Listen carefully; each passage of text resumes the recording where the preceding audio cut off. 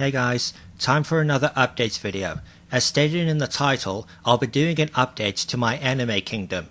That original kingdom is a few years out of date now, and I have made quite a few changes to it since then. For those who may not know, there used to be a website where you could create a kingdom, sort of, consisting of you and any fictional characters you wanted, each assigned a different role. The site is no longer available, which makes putting images onto the templates a lot more annoying. Now, while it is called an anime kingdom, which implies it would have anime characters, I assume that's just the most popular name, since most anime kingdoms I've seen include not many, if any, not many, if any. But I wanted mine to actually be that. I couldn't originally since I hadn't seen enough anime at the time. But now, except for me obviously, everyone on it is an anime character. I've put a lot of thought into it and am pretty proud of how it is. As a refresher, the roles of the anime kingdom are King and Queen, one being you, Advisor, Crest, I know that's not technically a role, Prince or Princess, heir to the throne, Pet or Mascot, that annoying one who is after the throne, your Knights of the Round Table, Court Jester, Treasurer, your Infantry, Warlord, and a fill-in-the-blank. I'll go through them one by one and show who I had before, and if any were changed, who I have now. King. Obviously me. I still don't believe I'd be qualified or mentally prepared to be a king, and I don't really consider myself much of a leader. But you wouldn't know until you tried, and at the very least, the thought of being a king does seem kind of fun. But yes, I know it would be a lot of work. Kings and queens didn't just sit on thrones all day. They did stuff. Queen. Before, it was Azusa Nakano. Now, it's still Azusa. She would absolutely be my queen.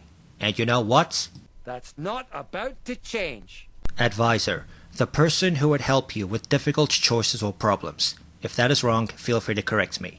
Before, it was Gandalf. Pretty much because the original template said wizard below it. But restricting myself to that limits my options. So my new advisor is Kon Tatsumi from Urara Meirocho. While she is technically a fortune teller and has pretty big confidence issues, much like a certain bassist, she is incredibly intelligent and really mature. I feel she is absolutely someone I could trust to be my advisor. Assuming the Kitsune spirit doesn't decide to possess her at inopportune times. Crest.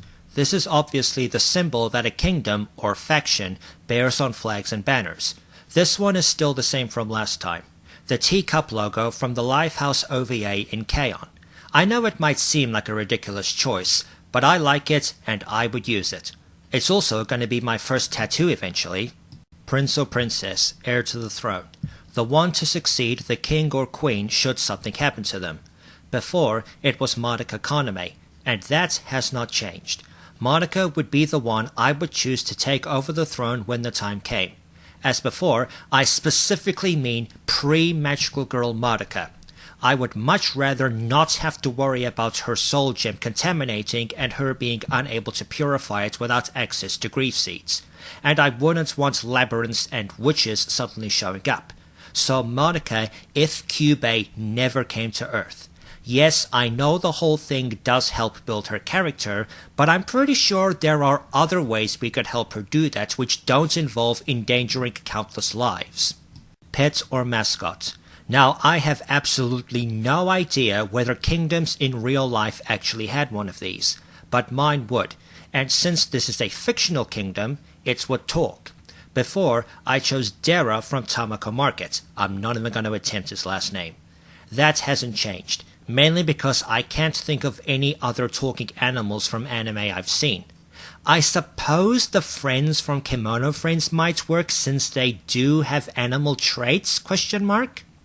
I still think Azusa would probably find Dara annoying given his personality, but I still think he's a barrel of laughs. He'd be nothing if not entertaining.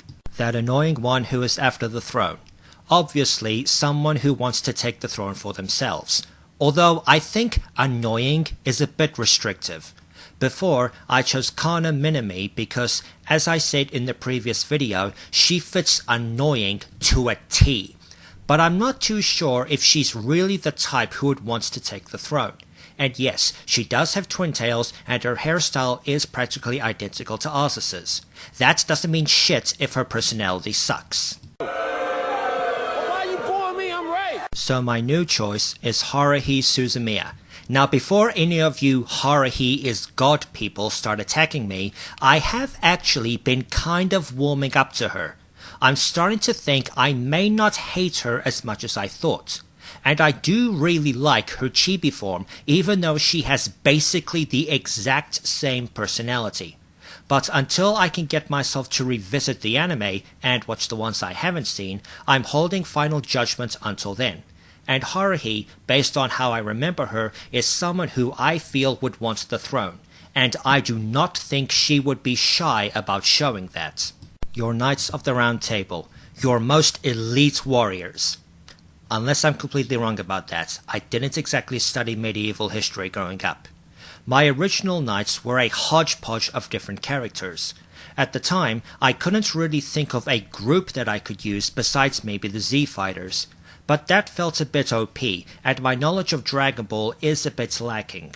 Originally, I chose Claude Kenny from Star Ocean EX, Sonya from Kill Me Baby, Kenji Toyama from Aria the Scarlet Ammo, Yuri Nakamura from Angel Beats, Takashi Kimura from High School of the Dead, Rize Tadeza from Gotchiusa, Sergeant Johnson from Halo, Mio from the visual novel Amaranto, Allegretto from Eternal Sonata, Kasumi from Dead or Alive, Squall Leonhardt from Final Fantasy VIII, and Zoe from Left 4 Dead.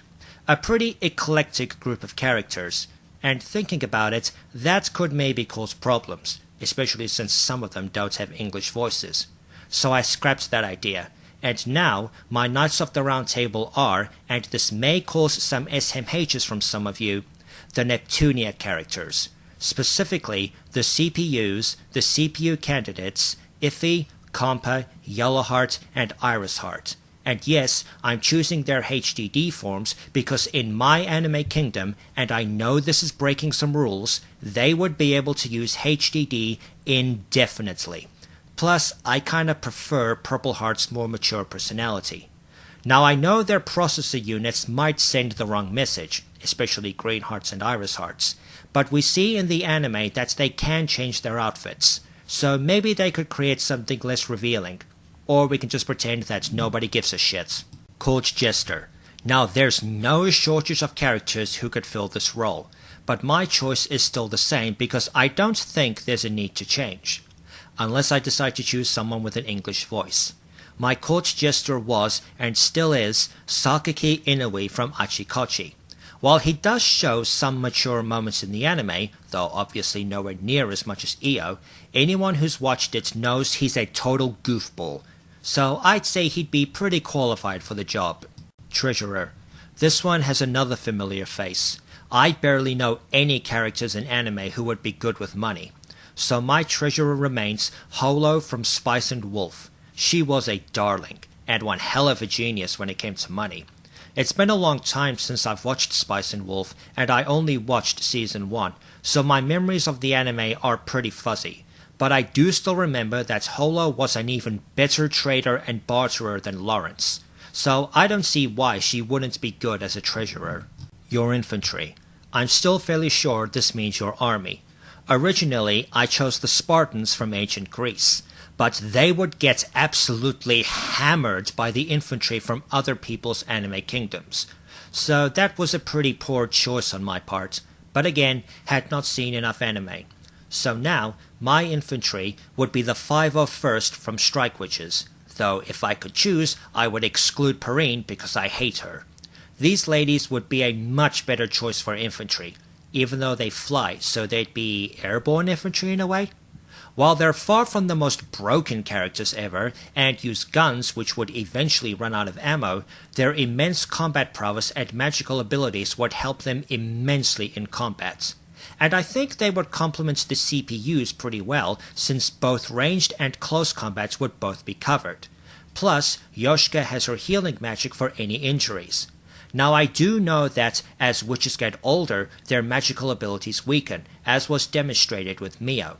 However, since this is my fictional kingdom, that wouldn't be a problem because, similar to the CPUs, I would have it so their magic would never weaken with age. Warlord.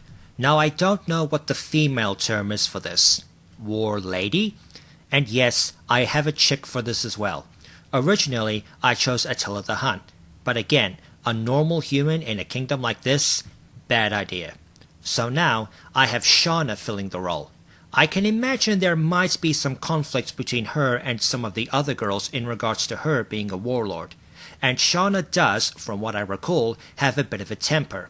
So some of the things a warlord does, based on a quick Google search, might be a bit difficult for her. But I think with the right leadership and support, she could learn to overcome that.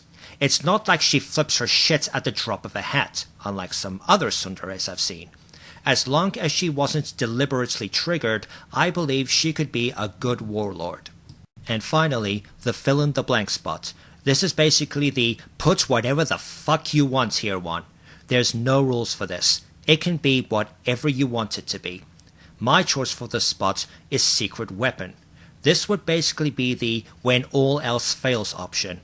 What I would use only if the situation called for it. And my secret weapon, yes, I know doing this technically defeats the purpose of that term, before and now, is Alucard. Easily one of the most broken anime characters ever made. When he goes 100%, there is borderline nothing that can stand against him. If I felt I had to unleash him against a serious threat, I'd probably feel a little bad for his victims. Now I know that most if not everyone else would feel pretty nervous knowing there was a vampire in my kingdom. And Alucard does have a pretty snarky attitude, even to Integra at times even though she's his master. And he can be kinda sadistic at times, at least from what I remember. But that's basically what makes him such a likable character. He does things by his own rules and he doesn't give a crap about who gets in his way. And that's everyone. That's my current anime kingdom. It's entirely anime characters this time around, besides me obviously, and I like it a lot. Yes, it is predominantly women. Sue me. It's incredibly disrespectful. If any of you have made your own anime kingdoms, feel free to share in the comments section what it looks like. I'd be interested to see your choices. And if you really want to criticize my choices, go right ahead. I know my kingdom's not exactly perfect. As always, please rate, comment, and subscribe. Don't forget to follow me on Twitter. Feel free to come join me on Discord. Consider backing me on Patreon. And remember to stay chilled.